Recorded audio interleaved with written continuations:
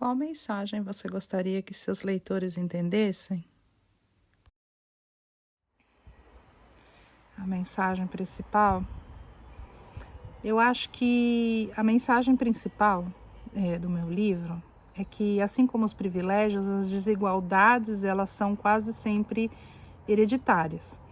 E o que eu queria e quero muito destacar quando se fala de desigualdades além do aspecto material da desigualdade, quer dizer, a falta de condições, recursos básicos, por exemplo, casa, comida, remédio, existe também o lado psicológico das desigualdades, psicológico e emocional.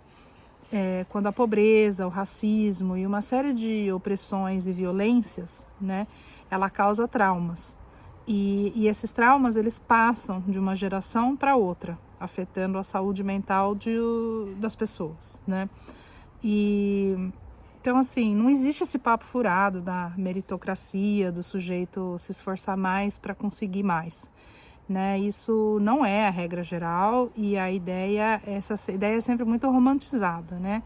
E acaba trazendo danos psicológicos, além das dificuldades materiais quando você se esforça e não sai do lugar, né? Quero mostrar também com o meu trabalho que quando esses ciclos de desigualdades que se reproduzem de uma geração após a outra, quando eles são quebrados, quando eles são rompidos e as mulheres do meu estudo, elas conseguem quebrar esses ciclos, quando elas são as primeiras na história da família a ir para a universidade, acontece um efeito contrário do trauma, que é o empoderamento, é o fortalecimento da saúde mental, da dignidade, da autoestima, essa formação da própria identidade dessas mulheres, um resgate dessas identidades que acabam impactando todo mundo que está ao redor dessas mulheres, as mães, os pais, os irmãos, os filhos.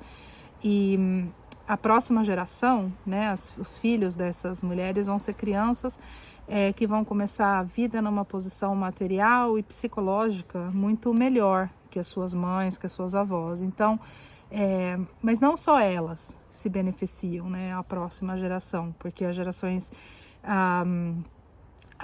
anteriores, elas não são gerações perdidas. O que o meu estudo mostra, né, e o meu livro, é que as mães e as filhas são mulheres muito mais felizes e com mais acessos, com vidas melhores. Por isso que o foco é mostrar, né, no livro, no meu estudo, que a educação de qualidade, especialmente, deveria estar ao alcance de todos, né? A educação formal, a universidade, ela não precisa ser algo que todo mundo quer, mas a opção, né, ter a opção de ter um estudo de qualidade, um ensino superior de qualidade, de ir para a universidade, ele deveria ser uma opção para todos nós.